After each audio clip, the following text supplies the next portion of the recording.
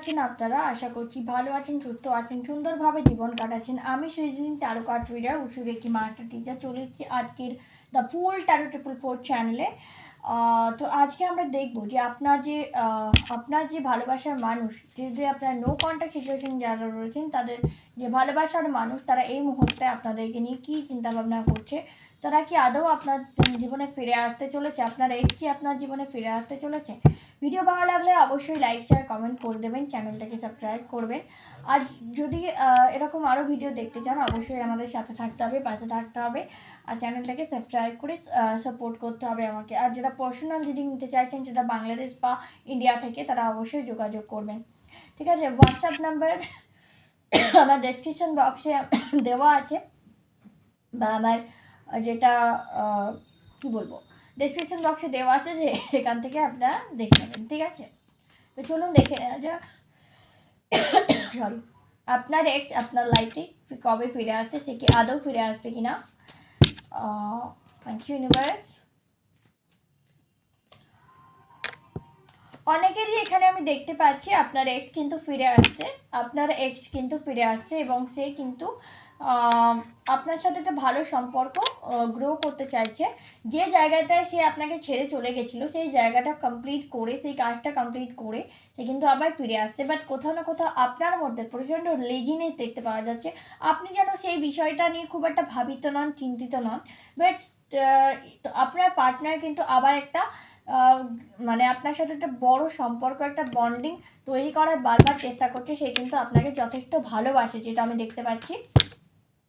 তো এখানে অনেকের ক্ষেত্রে আপনার এক্স ফিরে আসছে, হয়তো সে আপনার হ্যাঁ, সে কিন্তু অ্যাকশন নিচ্ছে, সে কিন্তু ফিরে আসার জন্য অ্যাকশন নিচ্ছে।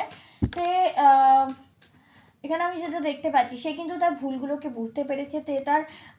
সে আপনার সাথে যদি মিসকমিউনিকেশন বা মিসআন্ডারস্ট্যান্ডিং হয়েছিল, বা আপনার সাথে তার যে ধৈর্য কম, বা হয়তো তার ইমপেশেন্ট থাকার জন্য, বা তার অধৈর্যের জন্য হয়তো সম্পর্কটা খারাপ হয়ে গেছিলো। সে কিন্তু পরে নিজেকে অনেকটা নার্চার করেছে, নিজের উপর কাজ করেছে, নিজের ধৈর্যকে বাড়িয়েছে। এবং অবশ্যই এখানে মনের চন্দ্রমা, অর্থাৎ মনের একটা ইমোশনালি ভীষণ আপস অ্যান্ড ডাউন ছিল আপনার পার্টনারের সাথে। আপনার সেই জায়গা থেকে সে নিজের চন্দ্রমাকে স্ট্রং করেছে হয়তো, এবং হয়তো না স্ট্রং করেছে, এখানে দেখতে পাচ্ছি সে আগের থেকে অনেক বেশি পেশেন্ট তার মধ্যে এখন এসেছে। এবং সে কোথাও না কোথাও বুঝতে পেরেছে এই সম্পর্কটা ডিভাইন কানেক্টেড, এবং সে আপনার সাথে যে মুহূর্তগুলো মানে কাটিয়েছে, সেই মুহূর্তগুলো সে এক মুহূর্ত ভুলতে পারছে না। কোথাও না কোথাও সে আপনাকে ছেড়ে একটুও ভালো নেই, বা সে আপনাকে প্রচণ্ড পরিমাণে মিস করছে। এবং সে বুঝতে পেরেছে যে আপনিই তার জীবনে একমাত্র মানুষ যাকে সে সত্যি করে ভালোবাসে। এবং চলুন দেখে নেওয়া যাক আর কি বলছে। সে প্রত্যেকটা মুভমেন্টকে এনজয় করেছে, সেই মুহূর্তগুলো তার বারবার মনে পড়ছে। ঠিক আছে, মানে আপনি তার সমস্ত স্মৃতি জুড়ে রয়েছেন এই মুহূর্তে। এবং সে একটা স্ট্রং বন্ড ক্রিয়েট করার জন্য, স্ট্রং একটা রিলেশনশিপ আবার গ্রো করার জন্য খুব বেশি পরিমাণে পরিশ্রম করছে, এটাও আমি দেখতে পাচ্ছি। এবং সে খুব তাড়াতাড়ি আপনার সাথে একটা নিউ বিগিনিং স্টার্ট করার চেষ্টা করছে। ঠিক আছে, আপনার যে এক্স থেকে কিন্তু আপনার সাথে একটা নিউ বিগিনিং করতে চাইছে।